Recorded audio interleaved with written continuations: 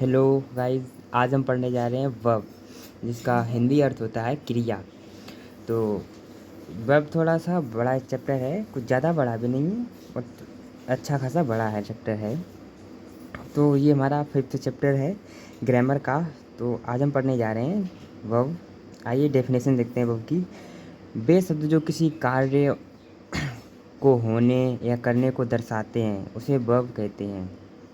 देखिए, जब कोई कार्य होता है तो उसमें मेन चीज़ क्या होती है, कौन सा कार्य हो रहा है, क्या दर्शा रहा है उसमें, उसे हम वर्ब कहते हैं।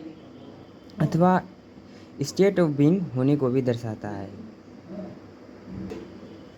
तो स्टेट ऑफ बीइंग का सिंपल सा अर्थ है किसी कार्य का होने को दर्शाना। जैसे कि ही इज़ अ डॉक्टर, इसमें क्या है, इज हमारी क्या है, वर्ब है। और सी राइट्स अ लेटर, तो यहाँ पे क्या है, एस, ये एस लगा हुआ है, ये क्या है, ये भी हमारी वर्ब है। राइट राइट मतलब लिखना होता है। ये भी यहाँ पे क्या बोलते हैं, सेंटेंस में जब कोई सिंगुलर सब्जेक्ट आता है तो उसमें ऐसे यस लगा देते हैं। ये राइट हमारा क्या है, ये भी हमारी वर्ब है, ये भी हमारी वर्ब है। इज भी हमारी वर्ब है, राइट भी हमारी वर्ब है। बट ये हेल्पिंग वर्ब है और ये मैन वर्ब है, जो कि हम आगे अभी पढ़ेंगे इसी चैप्टर में। तो आइए वो इसको भी हम पढ़ते हैं बेसिक से। तो काइंड्स ऑफ वर्ब, तो देखिए वर्ब के कितने प्रकार होते हैं। तो बेसिकली देखा जाए वर्ब के 2 प्रकार होते हैं, मैन वर्ब या जिसको हम प्रिंसिपल वर्ब भी बोलते हैं, और दूसरा है वर्ब का टाइप हेल्पिंग वर्ब या ऑक्सिलरी वर्ब। तो देखिए वर्ब का 2 टाइप होता है, पहला मैन वर्ब या प्रिंसिपल वर्ब, दूसरा है हेल्पिंग वर्ब या ऑक्सिलरी वर्ब। जिसकी हिंदी होती है मैन वर्ब की मुख्य वर्ब, मुख्य क्रिया, यानी कि जो मेन कार्य इसी सब्जेक्ट में, किसी सेंटेंस में मेन कार्य कौन सा हो रहा है। और हेल्पिंग वर्ब जो सहायता करती है उस सेंटेंस को पूरा करने में। तो आइए देखते हैं कि मेन वर्ब जो है ना, वो भी हमारे 2 पार्ट में डिवाइड है। एक इंट्रांसिटिव वर्ब, दूसरा ट्रांसिटिव वर्ब। जिसका इंट्रांसिटिव वर्ब का मतलब होता है अकर्मक क्रिया और ट्रांसिटिव वर्ब का मतलब होता है सकर्मक क्रिया। वैसे यहाँ पे हेल्पिंग वर्ब में देखते हैं तो इसके भी 2 पार्ट हैं। पहला है प्राइमरी ऑक्सिलरी, दूसरा है मॉडल ऑक्सिलरी। तो प्राइमरी ऑक्सिलरी का मतलब है मुख्य सहायक क्रिया, और मॉडल ऑक्सिलरी का मतलब है रूपात्मक क्रिया। तो पहले हम देखेंगे मैन वर्ब या प्रिंसिपल वर्ब किसे कहते हैं, मुख्य क्रिया जिसको हिंदी में बोलते हैं। तो जैसे कि वे वर्ब जो किसी वाक्य में सब्जेक्ट के कार्य को दर्शाती हैं। जो वर्ब हो ना, वो सब्जेक्ट के कार्य को दर्शाती हैं। जैसे कि कोई हमारा सेंटेंस होता है, उसमें जो सब्जेक्ट है, करता है, यानी कि जो कार्य कर रहा है इंसान, वह कौन सा कार्य कर रहा है, उसको हम क्या कहते हैं, man verb. Okay, I hope this is clear.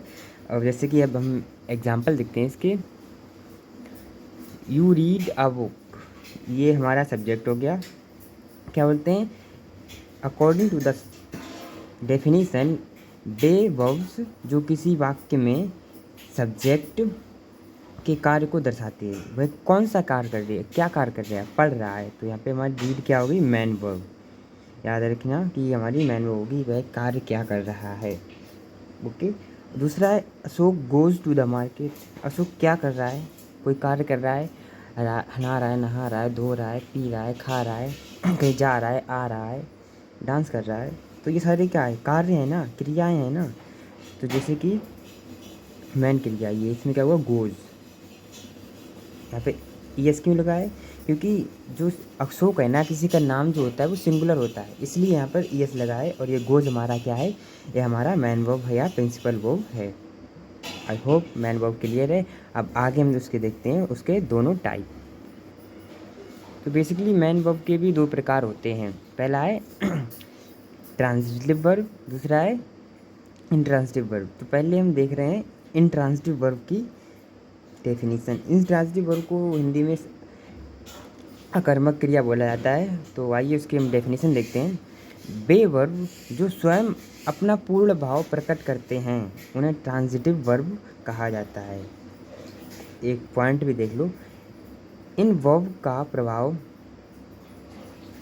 केवल सब्जेक्ट तक ही सीमित रहता है, अन्य व्यक्ति या वस्तु पर नहीं पड़ता। देखिए ऐसा होता है कि जो ट्रांजिटिव वर्ब होती है ना, वो जो किसी अन्य चीज़ वस्तु या व्यक्ति पर डिपेंड नहीं करती हैं, वो अपने पर ही डिपेंड रहती हैं और वहीं पे वाक्य हमारा लगभग फिनिश कर देती हैं। तो वो क्या होती हैं?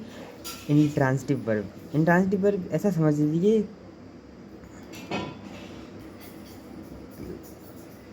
कि सीमित रहता है, ज़्यादा लॉन्ग अन्य चीज़ों पे नहीं रहता है। सॉरी, मैंने डेफिनेशन में थोड़ा गड़बड़ कर दिया।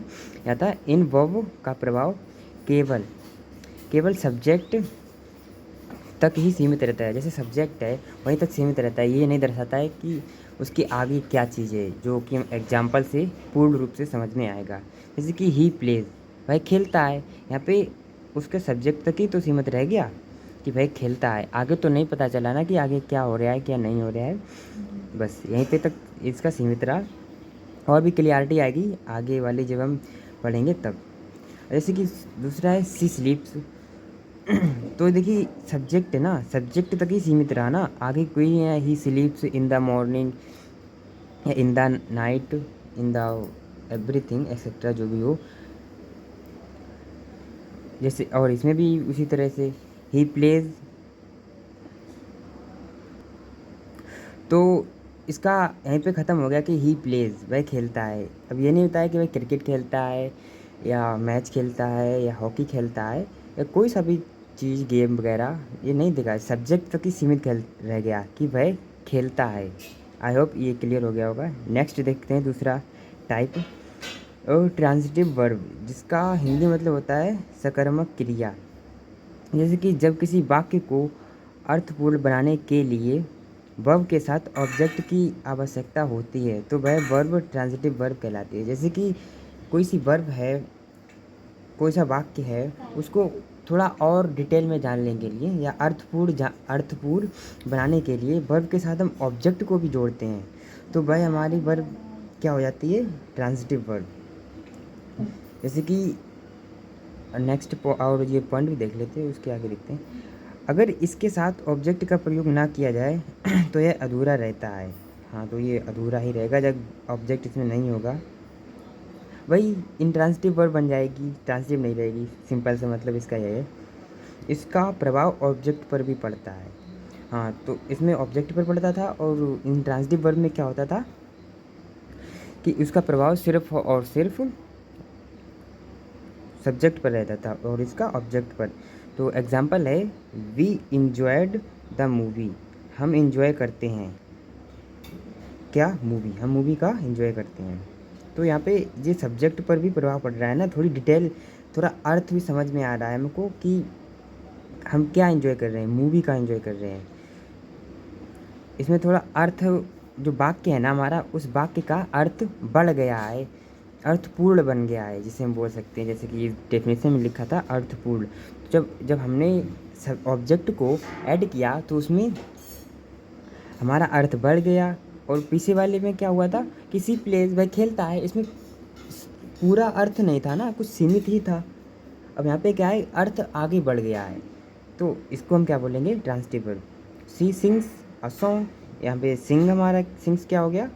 Transitive verb. तो बेसिकली यही है कि जहाँ पे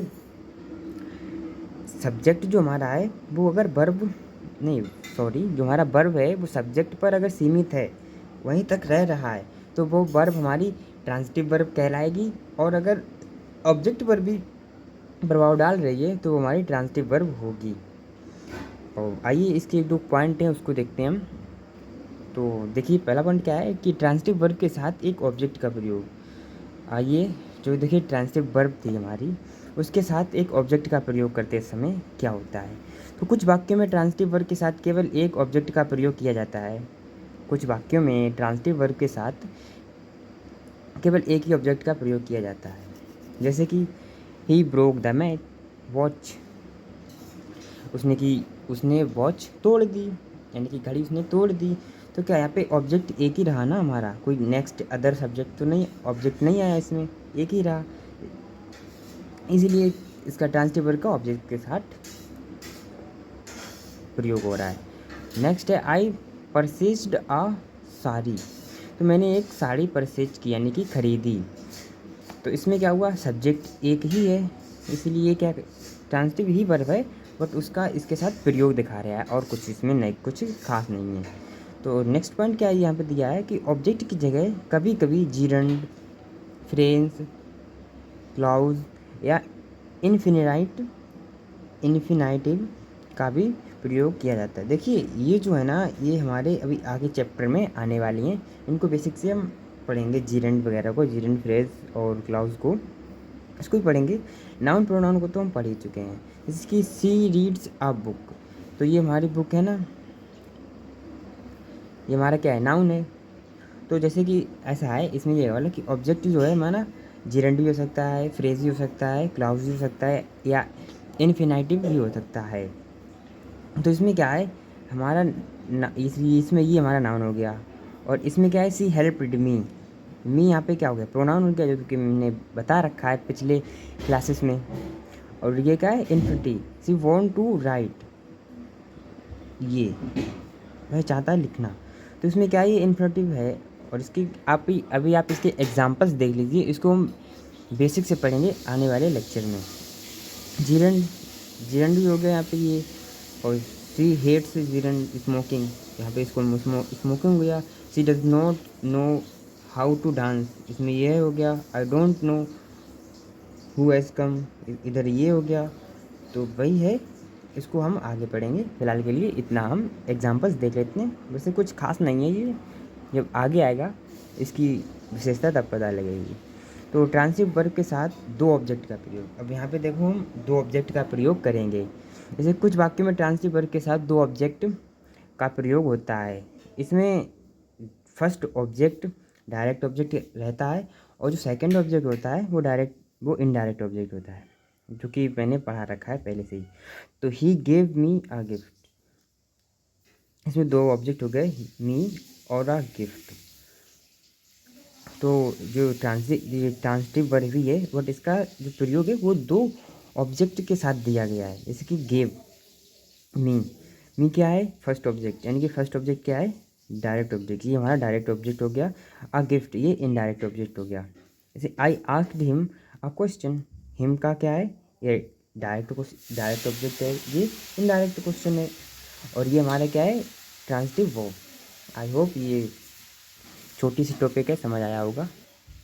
अभी एक पॉइंट और बचा है, कुछ वाक्यों में इनडायरेक्ट ऑब्जेक्ट्स पहले लिख जाते हैं, परंतु तब उसमें टू, ऑफ या फॉर का प्रयोग होता है। देखिए कुछ वाक्य ऐसे हो जाते हैं, उसमें जो इनडायरेक्ट ऑब्जेक्ट है ना, वो पहले लिख दिया जाता है, बट उसकी भी एक पहचान है। अगर कोई इनडायरेक्ट ऑब्जेक्ट पहले आ रहा है तो उसमें प्रीपोजिशन लग जाएगी, टू, ऑफ, फोर, इससे हम पता लगा सकते। जैसे कि he gave a gift to me, ये क्या हो गया, इनडायरेक्ट ऑब्जेक्ट, ये हो गया डायरेक्ट।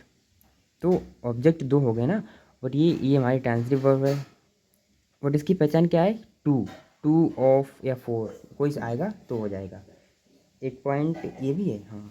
तो ट्रांसिटिव वर्ब के साथ एक ऑब्जेक्ट व एक कॉम्प्लीमेंट, देखिए जब ट्रांसिटिव वर्ब है उसके साथ क्या बोलते हैं, एक ऑब्जेक्ट भी है और एक कॉम्प्लीमेंट भी है, तो दोनों को एक साथ देखेंगे। अब देख क्या पॉइंट में क्या लिखा है, कुछ वाक्यों में ट्रांसिटिव वर्ब के साथ एक ऑब्जेक्ट व कॉम्प्लीमेंट का प्रयोग होता है। इन वाक्यों में कॉम्प्लीमेंट के बिना वाक्य पूर्ण रहता है। देखिए ऐसा होता है, जब इसमें कॉम्प्लीमेंट नहीं होगा तो आप ये समझ लेना कि ये वाक्य जो पूर्ण नहीं होता है। तो ये बात भी सत्य है कि जब कॉम्प्लीमेंट नहीं होता है तो वाक्य अपूर्ण ही रहता है। एग्जाम्पल से समझेंगे, she called me in the party, उसने मुझे पार्टी में बुलाया। कॉल है, कॉल्ड होगा, ई डी, मिस्टेक होगी, sorry. She called me in the party, देखिए यहाँ पे मी क्या है, ऑब्जेक्ट है, इन द पार्टी ये क्या है, ये हमारा कॉम्प्लीमेंट है। अब देखिए यहाँ पे है शी कॉल्ड मी, ये वाक्य पूरा कहाँ, अधूरा ही तो रहा ना, उसने बोला इन द पार्टी, तो इससे मुझे क्लियरिटी आई, हाँ उसने मुझे पार्टी में बुलाया। नेक्स्ट क्या है, आई नेम्ड माई सन अमित, मैंने नाम रखा अपने बेटे का अमित। तो इसमें माय क्या है, ऑब्जेक्ट है, और ये हमारा क्या है, complement. I hope this is clear. तो ये क्या है, इन वर्ब को फैक्टिटिव वर्ब भी बोलते हैं। देखो जो ट्रांजिटिव वर्ब होती हैं उनको फैक्टिटिव वो भी बोलते हैं। पॉइंट सा लिख लेना। आई होप दिस इज़ क्लियर। अब नेक्स्ट वीडियो में देखेंगे हम वर्ब का सेकंड पार्ट। आज के लिए इतना ही, और नेक्स्ट लेक्चर में देखेंगे हेल्पिंग वर्ब, और जिसको हम ऑक्सिलरी वर्ब बोलते हैं। I hope this is clear and tata bye.